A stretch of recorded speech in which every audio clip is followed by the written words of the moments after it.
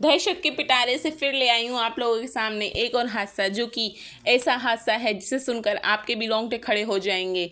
क्या आप जानते हैं आपकी बहन का प्यार आपके लिए एक इस हद तक पहुंच जाएगा कि उसकी मौत का कारण बन सकता है? ये बात आप नहीं जानते होंगे, लेकिन ऐसी ही एक सच्ची घटना से जुड़ी हुई घटना मैं आप लोगों के सामने ले आई हूँ, जो मैं यहाँ शेयर करने जा रही हूँ, जो कि मेरे एक सब्सक्राइबर की कहानी है।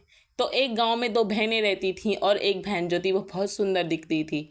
अक्सर दो बहनों में एक बहन बहुत सुंदर दिखती है और अक्सर छोटी वाली बहन जो होती है वो बड़ी वाली बहन से हमेशा बड़ी ही लगती है और बड़ी वाली बहन हमेशा छोटी वाली बहन से छोटी ही लगती है।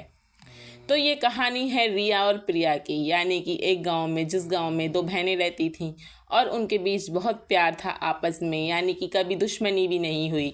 लेकिन इस हकीकत को वो नहीं जानती थी कि वो सगी बहनें हैं। लेकिन इस बात का खुलासा जब होता है जब प्रिया की जान दांव पर लगी हुई होती है।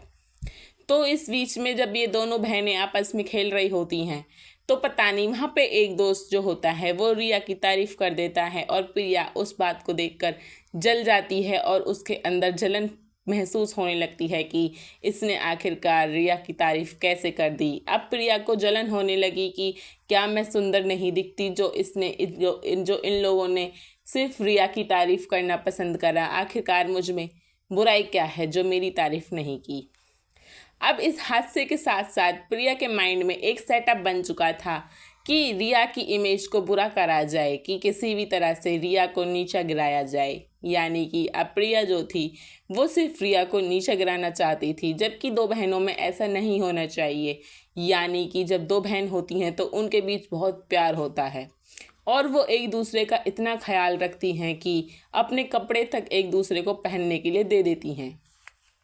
लेकिन उन दोनों बहनों के बीच में जो टकरार हो चुकी थी, अब उसका जो शुरुआत, यानी कि हादसे की जो शुरुआत थी वो इस गेम के बाद से हो गई। अब उसके बाद में जब वो दोनों बहनें अपने घर पर आती हैं खेल कर, तो वो प्रिया जो होती है वो अपनी मम्मी से पूछती है, मम्मी क्या मैं सुंदर नहीं लगती? क्या रिया मुझसे ज़्यादा सुंदर लगती है? तो वो उसकी मम्मी बोलती है कि नहीं, ऐसा किसने कहा, तुम दोनों बहन ही बहुत ही खूबसूरत हो और मेरे लिए तो हर बच्चा खूबसूरत है। यानी कि मैं एक माँ हूँ तो माँ के लिए तो हर बच्चा ही खूबसूरत होता है। लेकिन अब प्रिया के मन में जो था मुटाव आ ही चुका था कि कुछ भी हो जाए मुझे रिया से सुंदर बनना ही है। यानी कि अब प्रिया को ये था कि अब मैं इससे ज़्यादा सुंदर बनकर रहूँगी चाहे कुछ भी हो जाए। तो प्रिया अचानक से एक न्यूज़पेपर में न्यूज़ पढ़ती है जिसमें लिखा हुआ होता है कि काला जादू करके अपने आप को खूबसूरत बनाया जा सकता है। अब प्रिया के माइंड में बस वही चीज़ घूमती है कि काला जादू करके खूबसूरत बनाया जा सकता है। तो वो सोचती है कि क्यों ना मैं इस काले जादू के थ्रू से खूबसूरत बन जाऊं।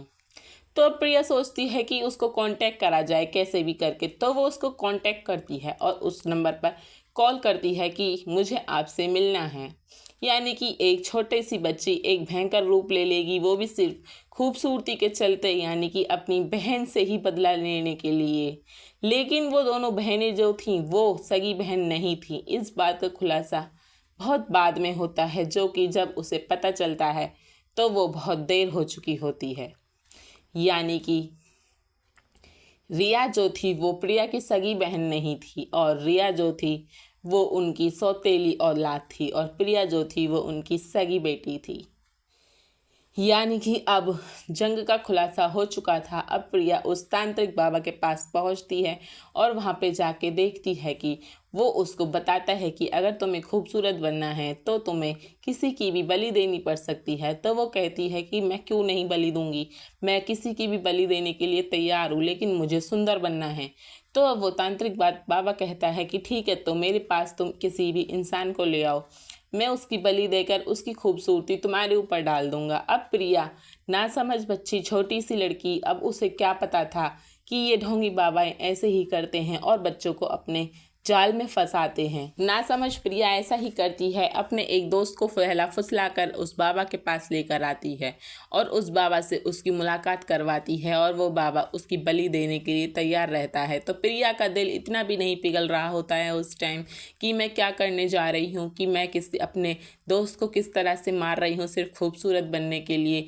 फिर उसके बाद में वो तांत्रिक जो होता है वो प्रिया की दोस्त की बलि दे देता है और प्रिया बोलती है मैं तो अभी भी खूबसूरत नहीं हुई।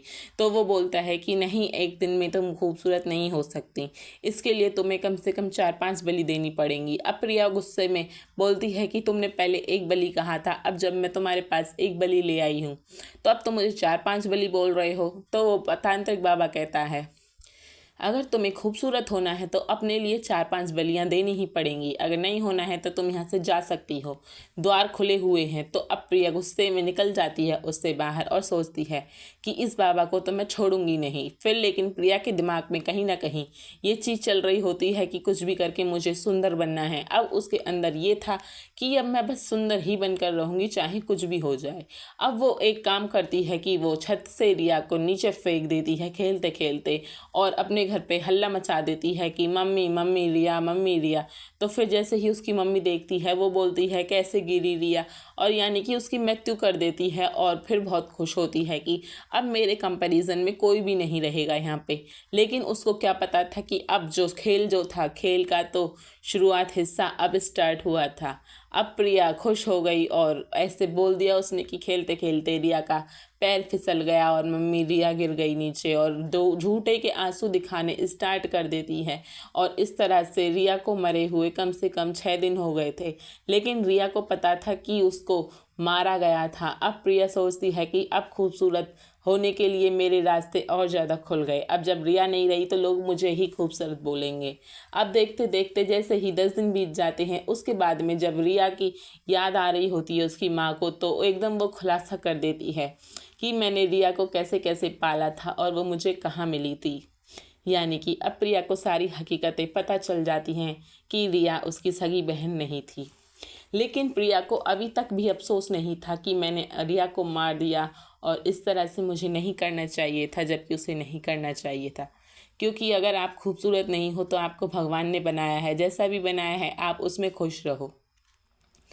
तो अब जब कहानी की शुरुआत यहाँ से होती है तो रिया की आत्मा बदला लेने के लिए प्रिया से वापस आती है और वो देखती है कि प्रिया तो अपनी ज़िंदगी बहुत खुशहाल जी रही होती है, लेकिन अब रिया की आत्मा जो होती है वो कुछ भी करके अपनी माँ से बात करना चाहती थी और उन्हें बताना चाहती थी कि वो सीढ़ियों से नहीं गिरी थी और जो है उसको गिराया गया था। लेकिन प्रिया को पता चल चुका था कि उसके आस पास कुछ चीज़ मंडरा रही है, क्योंकि ऐसी चीज़ें जो होती हैं वो ना ही हमें दिखती हैं, बस हमें महसूस होती हैं कि हाँ हमारे आसपास कुछ है। यानी कि कभी ऐसा लगता है कि पीछे है कोई, आगे है, लेकिन ये चीज़ें ना ही कभी दिखाई देती हैं ना ही कभी आपके सामने आती हैं। अब रिया को जो था कि ये था कि मैं अपनी माँ को कैसे भी करके बताऊँ कि मुझे इंसाफ दिलाओ मम्मी, कि मुझे प्रिया ने मारा था, छत से गिराया था, मैं खुद नहीं गिरी थी।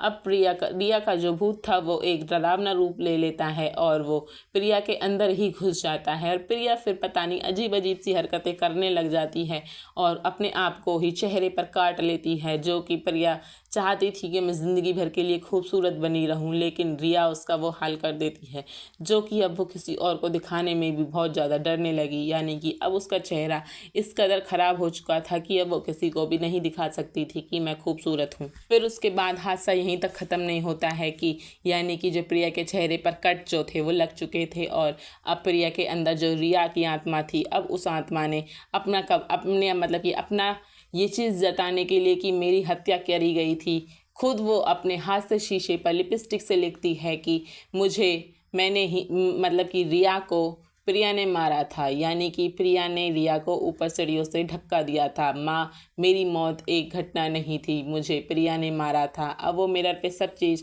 हकीकत लिख देती है और वहाँ पे उसकी माँ आकर देखती है तो प्रिया के दोनों गालों से खून टपक रहे होते हैं और शीशे पे लिखा हुआ होता है कि माँ, मुझे प्रिया ने मारा है, मेरी मौत हादसा नहीं थी।